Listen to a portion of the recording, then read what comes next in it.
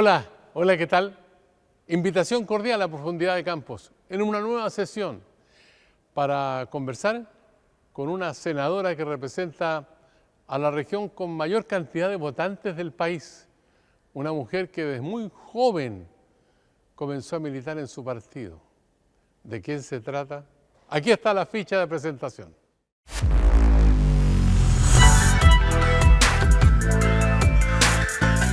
Senadora Claudia Pascual, representante Región Metropolitana de Santiago, militante del Partido Comunista de Chile, 52 años, antropóloga social y luchadora por el rol de la mujer y la equidad de género. Evaluaremos los resultados de las primarias, avances en la agenda de seguridad pública y la equidad de género, el proyecto de aborto legal y la salud pública.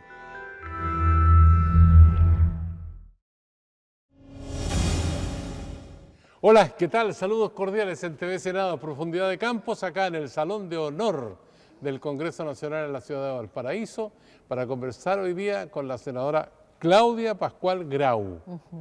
¿No tiene segundo nombre, senadora? ¿Cómo está usted? No, no tengo segundo nombre. No Muy bien, gracias, sí. Senadora, al igual que mi padre, porfiado. Por eso no nos puso segundo nombre a ninguno. Senadora, cuando uno ve todo el movimiento político que hay en Chile, los va y vienen, qué sé yo, usted es antropóloga social. Entonces quizás nos puede ayudar a todos a entender cómo un país como este que reclama nueva constitución, se hace una carta fundamental y la rechazan, que tiene tintes de izquierda. Entonces dice, vamos a hacer un nuevo estudio para hacer una nueva constitución y proponerle al país. Se hace y esta tiene tintes de derecha y la ciudadanía la rechaza. ¿Qué nos pasa como país? Usted como antropóloga social nos podría dar las claves de por qué ocurre ese fenómeno. No sé si todas las claves. Yo creo que hay mucha más gente de las ciencias sociales también estudiando estas temáticas. Yo creo que tiene que ver con que la gente quiere mayor justicia social y económica, que la gente quiere que se terminen abusos, que haya ámbitos que a lo mejor desde el mundo de la política siempre los decimos como profundización de la democracia, pero que todo eso llegue con temas de resolución de la salud, de la educación, de la vivienda, de los salarios, etcétera, hoy. Y creo que los dos procesos constitucionales lamentablemente pusieron como en compás de espera al país. Todo esto se va a mejorar cuando hagamos esta nueva Carta Fundamental o nueva Constitución. Y no se siguió trabajando en las materias de la cotidianidad de la gente. A lo mejor eso explica, por cierto, además de miles de otros fenómenos como las noticias falsas, el extremar, digamos, ciertas argumentaciones a favor y en contra, el haber a lo mejor en el primer proceso constitucional exagerado la cantidad de elementos que debería tener una constitución, más que ser o sea, no tenía nada de constitución minimalista, por así decirlo, como de rayado de cancha para después permitir leyes. Y el segundo proceso, por cierto, era como una revancha, ¿no? Y extremar aún más los tintes de derecha que usted dice que ya tiene nuestra propia constitución actual. ¿Está enojada la ciudadanía o está molesta? ¿Cuál de los dos? Yo creo que hay de todo. Hay ciudadanía que está molesta, hay gente que está frustrada también, hay gente que está frustrada porque le apostó con mucha fuerza a ciertos procesos y no se dieron como ellos esperaban. Hay otras que dicen, pucha, nos prometieron cambios y no han llegado. Hay otras que plantean hasta cuándo se pelean, quienes tienen la posibilidad de representarnos. En fin, yo creo que hay todos los sentimientos, hay rabia, hay molestia, hay frustración, pero también veo que la gente sigue esperando, sigue anhelando que haya esperanza de cambio. Ahora, todo eso que usted dice forma parte, digamos, de una situación con la complejidad que tiene el país en este momento, y vamos a ver qué nos dice la nota de presentación que ahora nuestro director pone en el aire. Según el estudio Chile y la violencia de género en Internet de la ONG Amaranta, el 62,9% de las mujeres encuestadas declaró haber sido víctima de violencia de género digital, La evidencia también da cuenta que no afecta de igual manera a mujeres y hombres y que las más afectadas son niñas, adolescentes y mujeres. Una discusión que se retomó en la Comisión de la Mujer y la Equidad de Género a través del proyecto de ley que tipifica y sanciona la violencia digital y que busca entregar nuevas herramientas y formas de especialización ante un tema que puede afectar a todas las personas.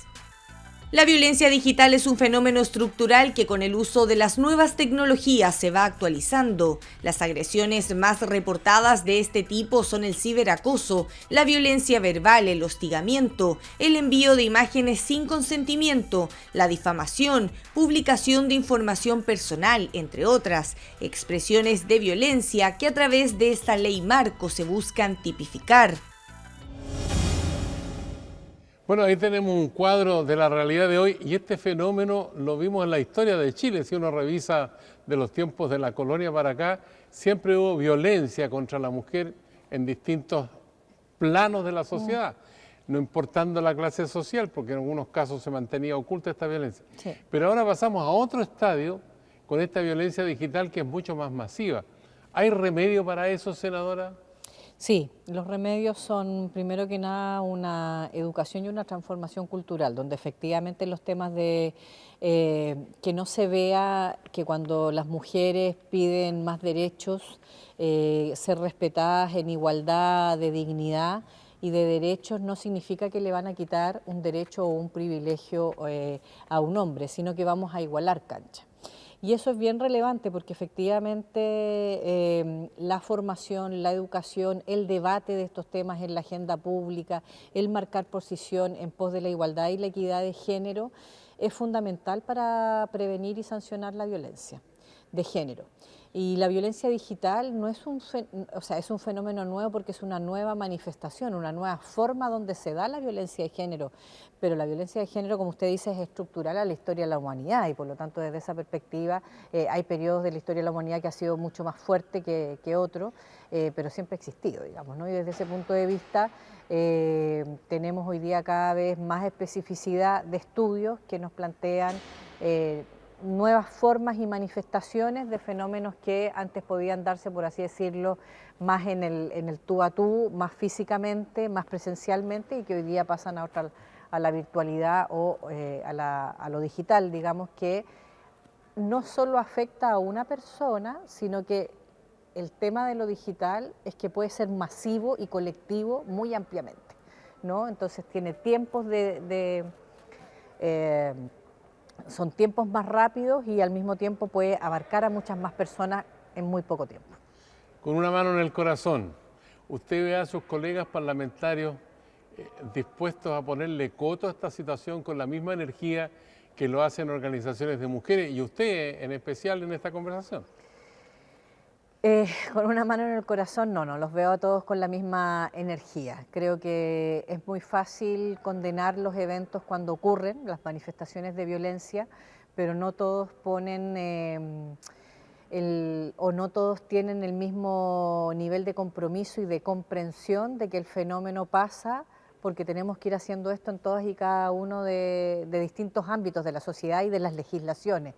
Entonces, cuando uno trae a colación esto, no solo como un proyecto de ley específico, sino que vuelve sobre estas temáticas cuando está hablando de educación, cuando está hablando de salud, cuando está hablando de vivienda, cuando está hablando de otra, ay, de nuevo, otra vez ya, pero no será mucho ni exagerado.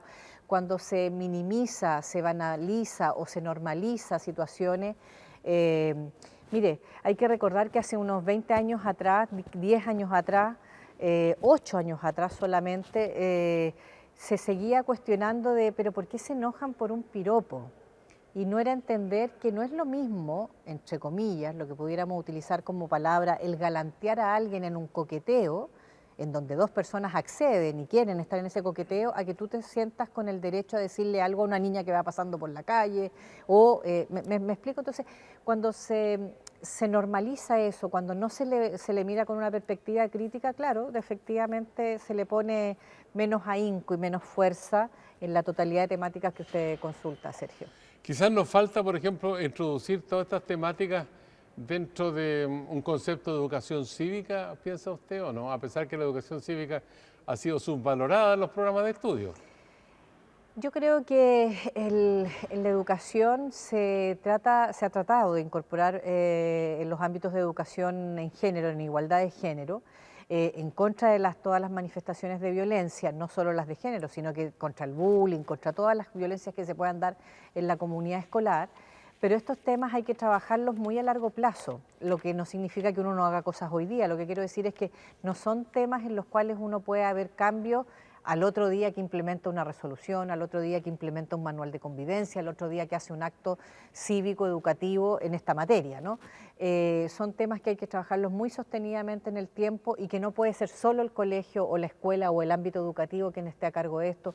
Tiene que haber, por cierto, manifestaciones de esta misma materia en las familias, en los poderes del Estado, en las distintas instituciones públicas y privadas. Tiene que ser el conjunto de la sociedad con todos sus dispositivos transmitiendo, por así decirlo, en la misma frecuencia para poder terminar de una vez por todas con la violencia. Llegamos en democracia a establecer un Ministerio de la Mujer y Equidad de Género.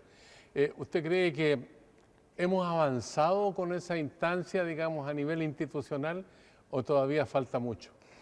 Por cierto que es un avance, yo creo que hemos avanzado y hemos avanzado bastante porque hoy día incluso es más, frente a amenazas que han ocurrido en algunas campañas presidenciales de decir que lo van a eliminar, a veces se terminan arrepintiendo, digamos, de esas promesas porque precisamente las mujeres y muchas organizaciones salen a defender la existencia de esta institucionalidad, que falta, por cierto, porque todavía tenemos violencia, porque todavía tenemos inequidades, porque todavía hay brecha salarial, porque todavía hay una serie de derechos y vulneraciones que viven las mujeres y también, por cierto, las disidencias sexogenéricas que tenemos que cambiar, pero eso no puede soslayar ni tapar los avances que hemos tenido hasta ahora. Tenemos un invitado o invitada, colega suyo ahí en la Cámara Alta. ¡Qué miedo! A ver, director, Andrés Silva nos va a mostrar ahora de qué se trata y qué pregunta a la senadora Claudia Pascual. Hola Sergio, hola Claudia, enviarle a los dos un saludo y solo una pregunta a modo de copucha, solo a modo de copucha, pero para que la gente lo sepa. ¿Cómo conociste a nuestra candidata presidencial Janet Jara? A ver si nos puedes contar, ¿no es cierto?, hace cuánto tiempo, cómo fue y cuáles son las características que nos hacen, ¿no es cierto?, para nosotros ser una tremenda candidata. Un abrazo. Buena pregunta, además ustedes son contemporáneas, creo que es una diferencia de 12 meses, 8 meses Sí. De la senadora Pascual con la candidata Janet Jara. Ella es mayor que yo, no, mentira, al revés, yo soy mayor que ella. Sí, bueno, somos efectivamente contemporáneas. Si no me equivoco, creo que ingresamos ambas al mismo tiempo a la universidad, ella a la Universidad de Santiago de Chile, yo a la Universidad de Chile. Y por lo tanto somos del mismo tiempo universitario, la misma juventud política. No recuerdo el hito exacto de conocimiento de Janet, pero sí tengo muy marcada una vivencia con Janet de los primeros tiempos que nos conocíamos, que fue la solidaridad que hicimos distintas universidades y estudiantes universitarios, en particular la Juventud Comunista Universitaria y los activos de izquierda, en solidaridad con los mineros del carbón a principios de los años 90, cuando tenían toda la crisis económica, los cierres de las minas, que ellos marcharon a Santiago y que nosotras las fuimos a esperar con todos esos estudiantes al Parque Almagro, que ahí hicimos un pequeño escenario muy rudimentario, pero para poder escuchar a esos dirigentes y a esos mineros del carbón que venían desde Lota y Coronel. Ya, pero convivencia, por ejemplo, no sé, ¿usted es de la época de los malones o no, después? Siempre hubo malón, pues mi mamá es más de la época de los malones históricos, pero nosotros también le llamábamos malones o hacer las fiestas con vaquitas, ¿no? Con vaquito o con cucha se decía, las dos cosas. No, por cierto, también yo creo que somos una generación también que fue muy activa desde muy chica. Yo también, al igual que Janet, entré muy chica militar, entré a los 13 años, Janet entró a los 14, ambas en la enseñanza media y después continuamos en la universidad. junto con estar en las asambleas, en pensar cómo podíamos hacer la democratización de las universidades, una serie de pensamientos, al mismo tiempo también íbamos a fiestas, obviamente. Y como juventud también hacíamos hartas fiestas. No sé si todos eran tan movidos como ahora. En nuestras generaciones los hombres no eran tan bailarines como los de hoy, pero por lo menos nosotras sí bailábamos harto. ¿Hacemos una pausa? Así es. Estamos conversando con la senadora Pascual acerca de la realidad de nuestro país, también de los perfiles personales y todo esto de la campaña presidencial.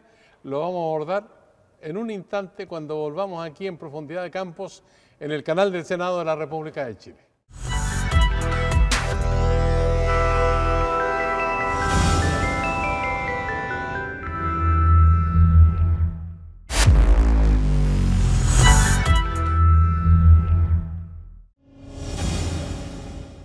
Ya estamos de vuelta aquí en Profundidad de Campos en el canal del Senado. Estamos conversando con la senadora Claudia Pascual, militante del Partido Comunista, representa la región metropolitana, la región más populosa, senadora.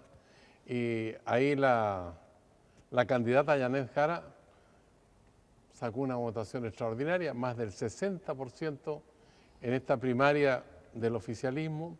Y estoy mirando la encuesta Pulso Ciudadano, Yanet Jara lidera las preferencias, 33,8, CAS con 17 y tanto, Panel Ciudadano, Universidad del Desarrollo, Yanet Jara la carrera 26%, CAS con 23, y Matei está mucho más abajo. ¿Usted le cree a la encuesta o no le cree a la encuesta? Yo creo que no es que no se le pueda creer a las encuestas, yo creo que no todas las decisiones del mundo de la política y de la política pública tienen que ser teniendo la encuesta como la única realidad. Yo creo que las encuestas nos sirven mucho para distintos estudios de opinión, son fotos de un determinado momento, sin embargo no siempre leen bien el desarrollo de una persona más allá de la pregunta con alternativas cerradas o más allá de la pregunta muy concreta. A veces uno tiene que escudriñar un poquito más y esa es la gracia, digamos, de ir complementando saberes y disciplinas.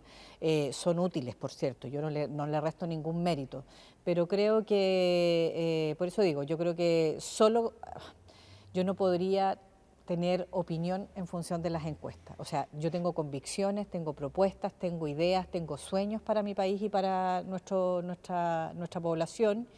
Si mis ideas no están, por así decirlo, en boga o no son las mayoritarias en un momento determinado, bueno, me tendré que esforzar más por tratar de entender por qué no están, qué más puedo hacer, pero no siempre, entre comillas, por así decirlo, ser tan simple o tan poco consistente de que si la encuesta el día de mañana, lo voy a poner con un ejemplo bien concreto, si usted pregunta, ¿tienen que dejar de existir los partidos políticos? Y el 80% del país dice sí, dejan de existir los partidos políticos. No sé si me explico. Entonces yo creo que hay que tener también convicciones frente a la realidad. Sirven mucho las encuestas, por eso digo, no es un tema de si le creo o no le creo. Creo que sirven para algunas cosas, pero también hay que sostener convicciones y propuestas, ideas y sueños más allá de lo que dicen las encuestas. Bueno, una de las tareas urgentes de Yanet Jara es liderar a todo el oficialismo, a toda la izquierda, centro-izquierda. La otra tarea es que haya una sola lista parlamentaria que la pueda acompañar si es que es elegida presidenta de la República. Pero hay un bichito que se llama anticomunismo. ¿Usted cree que eso va a funcionar ahora o no va a funcionar? ¿O cómo se tendría que enfrentar? A ver, yo creo que hay un bichito que aprieta ciertas claves para algunas personas.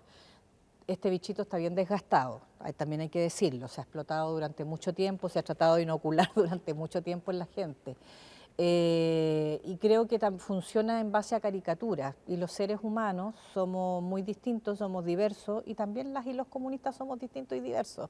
No somos iguales, tenemos métodos de debate, tenemos métodos de llegar a conclusiones en común, pero no somos extraterrestres, no somos robots, no somos personas muy distintas a lo que viven los demás. Compartimos con nuestros vecinos, nos alegramos, nos enrabiamos igual que todo el mundo, hacemos las cosas de la cotidianidad, etcétera, digamos, ¿no? Entonces, desde esa perspectiva, siento que sí, es un bichito que pueden explotar y que le va a gatillar a alguno, le va a hacer caldo cultivo a alguno, pero a otros les va a pasar que ya lo tienen como un poquito desgastado en esa utilización.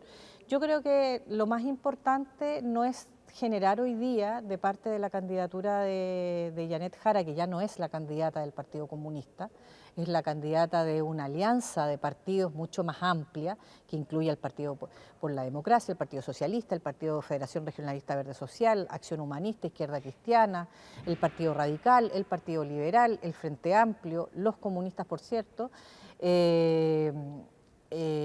y por lo tanto, desde ese punto de vista, esperamos que pueda abarcar a más fuerzas políticas, pero también a más organizaciones sociales.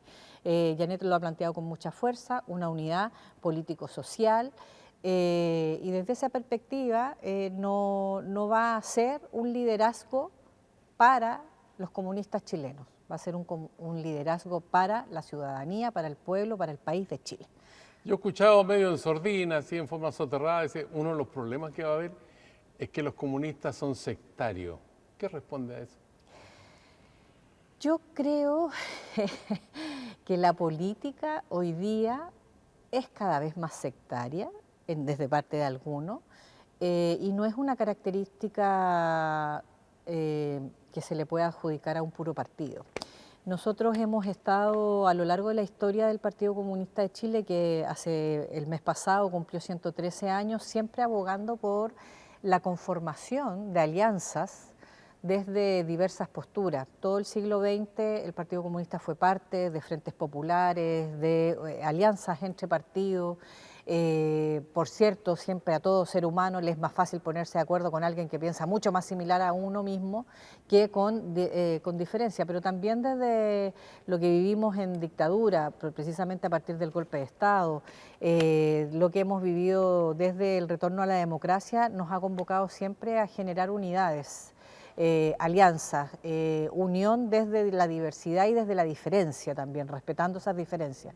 Yo creo que hoy día estamos plenamente convencidos una vez más que necesitamos unidad y no sectarismo, y por lo tanto desde esa perspectiva siento que no es una característica de ADN, sino que es una característica contra la cual hay que luchar todos los días, por cierto, y que no es exclusiva de nosotros, y que vamos a hacer ese aporte también. Uno de los puntos controvertidos que hemos tenido en la historia reciente nomás es aquel relacionado con la seguridad pública. Y ahí hay discrepancia entre lo que piensa el PC y el Frente Amplio en relación con el socialismo democrático. ¿Usted cree que se pueden salvar esos escollos para un eventual gobierno de Yanet Jara donde va a estar el crimen organizado, va a estar la violencia que existe hoy día en forma creciente, digamos, a pesar que los números dicen que ha disminuido, pero la gente lo advierte todos los días, lo que pasa en los medios de comunicación, especialmente la televisión, lo estamos viendo? ¿Cómo se enfrenta ese problema? ¿Cuáles son las diferencias que hay como para abordar el tema de la seguridad pública? Mire, yo le agradezco la pregunta porque primero que nada se ha dicho en el marco de los últimos días de que el Partido Comunista y el Frente Amplio no han apoyado en nada la agenda de seguridad que se ha tramitado en el Parlamento, y yo creo que eso es una mentira de principio a fin. Se ha apoyado la gran mayoría de los proyectos, hemos votado favorablemente la gran mayoría de los proyectos también, hemos puesto algunos elementos que tienen que ver con algún artículo en particular, y además quiero decirlo sobre todo, no en la agenda que ha llevado a cabo el gobierno a partir de mensajes del Ejecutivo, sino que en mociones que partieron de mociones parlamentarias, de mociones de la derecha, donde literalmente se ha tratado de jugar extremando y sobrepasando en algunos ámbitos lo que hasta ahora conocemos como el Estado de Derecho, lo que hasta ahora se conoce y lo que hemos siempre bregado por el respeto a los derechos humanos, por las certezas para el funcionamiento de las policías y las Fuerzas Armadas, desde esa perspectiva. Entonces yo no creo que hay muchos más puntos en común cada vez que nos hemos encontrado en una diferencia o en un matiz, ha sido más bien por situaciones que ha puesto en tensión, producto que extrema el argumento o se pasa de rosca en la indicación las fuerzas de la derecha, diría yo, que lo que han tratado de instalar en algunos casos son elementos que en vez de dar certezas más bien entreguen cheques en blanco, y nosotros hemos puesto en el debate los puntos políticos en esas materias, pero nunca hemos estado en contra de la agenda de seguridad. Nosotros creemos en un Estado fuerte, pero fuerte en el sentido de que tenga políticas públicas que puedan dar seguridades a la gente, no en la medida que se restringen derechos, que se retira el Estado entre el narcotráfico y el crimen organizado, y por lo tanto, ¿cómo no vamos a estar conscientes de aquello? Y nosotros, el narcotráfico y el crimen organizado también minan el tejido social en nuestras poblaciones, en nuestros barrios, en nuestros territorios, por lo tanto, indudablemente tenemos que estar conscientes de eso y legislando para eso. Otra cosa es que algunos pretendan dar chipes libres a las actuaciones de algunos, que es muy distinto. De 1 a 7, ¿qué nota le pone al ministro de Seguridad Pública, Luis Cordero?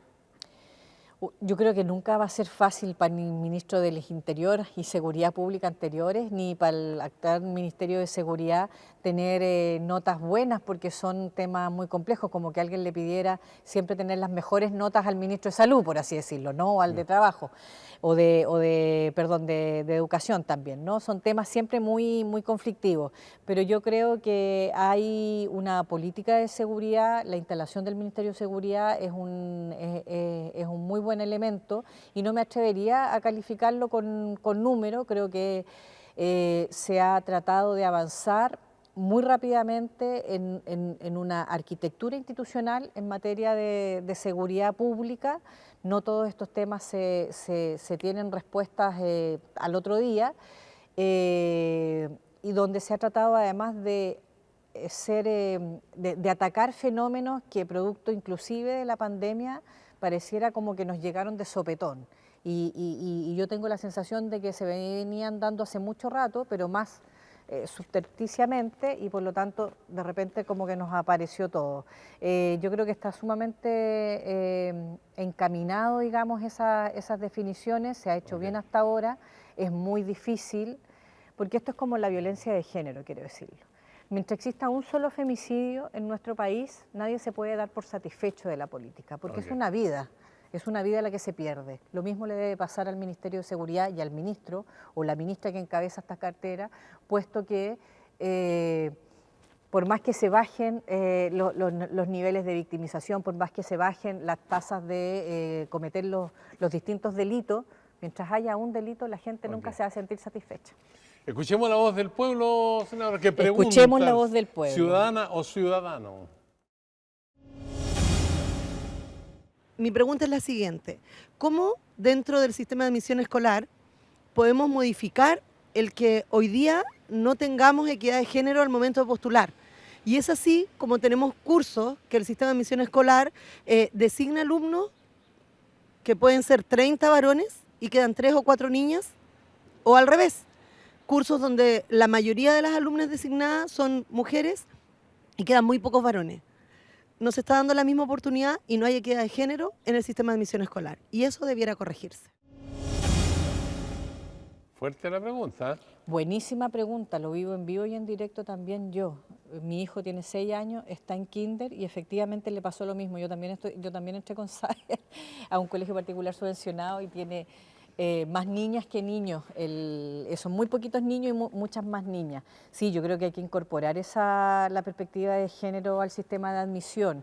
Creo que tiene que, no sé si alguna vez se va a dar, porque precisamente el sistema de postulación depende de las familias que postulan, el 50 y 50, pero debiera efectivamente de alguna manera promoverse una relación un poquito más equilibrada. Creo que es complejo para niñas y para niños y adolescentes estar en escuelas mixtas donde finalmente un curso, casi la gran mayoría, es solo de un género y no del otro, ¿no?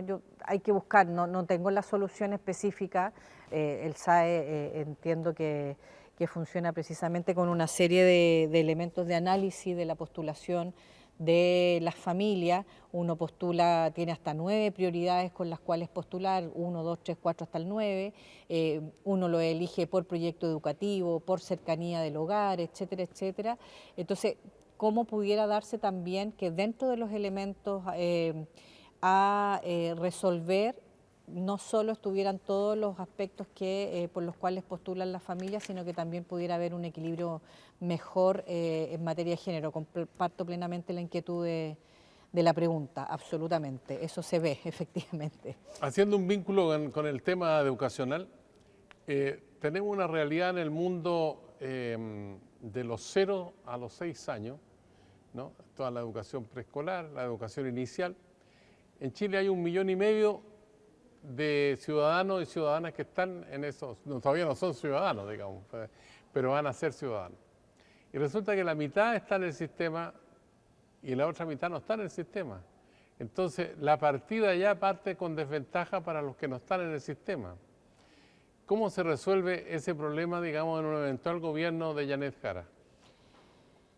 No voy a pautear el programa de la candidata porque está todavía escuchando a todas las otras fuerzas, pero yo creo que efectivamente tenemos un tremendo desafío y aquí es un desafío que además tiene que combinar muchos elementos. Por un lado, la oferta del preescolar y por lo tanto cuánta oferta pública hay en salas cunas y jardines infantiles, cuánto va a seguir permitiéndose, por cierto, desde lo que tienen que hacer el sector privado, cuántas madres, padres hay, cuántos niños, niñas hay para eso y además de los objetivos educativos, porque mire, en esto se han hecho distintas aseveraciones, se ha dicho, no, mira, lo importante es que estén bien cuidados, da lo mismo si hay estimulación temprana, si hay estimulación educativa, etcétera, etcétera. No, lo importante es que estén en la casa, no, lo importante es que estén en la sala cuna. Entonces, yo creo que hay que combinar todos esos factores, hay que escuchar, por cierto, toda la evidencia científica, hay que ponerse en la realidad diversa de las familias, pero esto no puede terminar siendo un tema solo de comodidades o de lo que me beneficia a mí y solo a mí desde mi perspectiva personal y especial y especialísima de mi familia, sino que como eso lo coloco dentro de un esquema más colectivo. ¿Por qué digo esto? Porque así como en nuestro país durante los últimos 10 años se ha ido aumentando el nivel de demandas y de conciencia con respecto a que debieran haber más y mejores políticas públicas, más derechos, no es menos cierto que no se ha aumentado la conciencia de lo colectivo. Entonces a veces uno termina con respuestas como, mire, a mí me da lo mismo si usted le va a resolver el problema sala cuna a los demás. Lo que a mí me interesa es que me resuelva el problema sala cuna a mí. Y a mí me da lo mismo si es público o privado, si es un voucher a la oferta o si me lo paga el empleador.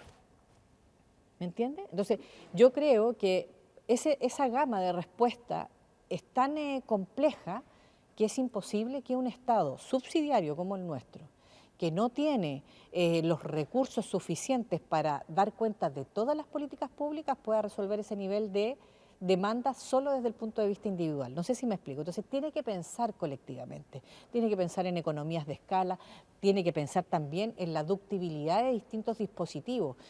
¿Por qué digo esto? La realidad rural no es la misma de la urbana.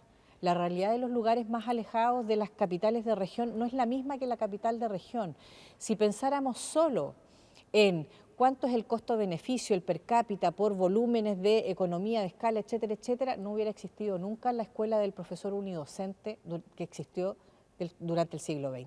¿Me explico? Correcto. Entonces, desde esa perspectiva hay que poner todos los elementos en una juguera y hacer efectivamente, jugar con las economías de escala, jugar con la satisfacción de los derechos colectivos e individuales, ver las distintas realidades y al mismo tiempo no ponerle el mismo nivel de exigencia a esa escuelita rural, a esa sala cuna más chiquita, que la que está en un lugar mucho más grande, digamos, y que tiene accesibilidad, conectividad y una serie de cosas. No sé si me explico. Entonces yo creo que y creo que hasta ahora hemos puesto el ojo solo en las necesidades de los niños o en la necesidad del empleador o en la necesidad de la falta de recursos por parte del Estado y no hemos puesto todos los elementos en la baraja de forma más equilibrada. Oye, yo le anuncié antes de empezar el programa que íbamos a tener un ping-pong.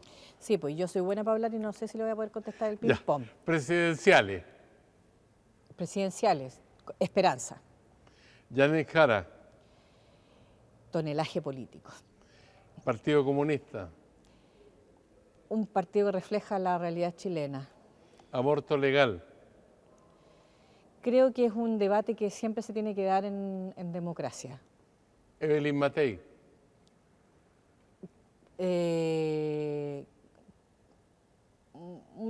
Un personero de derecha que no refleja, para mí, el avance de los derechos.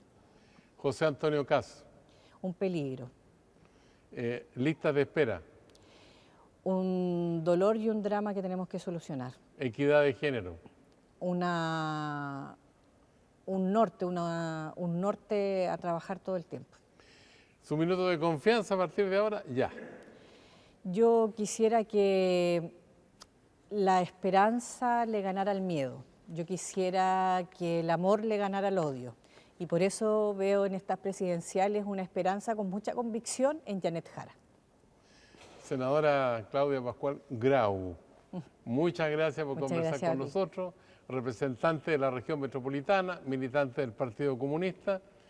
Bueno, desde chiquitita, a los 13, 14 años ya militaba en el PC. Así es. Muchas gracias, senadora. Muchas gracias a usted. Y a usted también que está siguiendo estas conversaciones aquí en el canal del Senado, en Profundidad de Campos, le decimos carpe diem, será hasta la vista.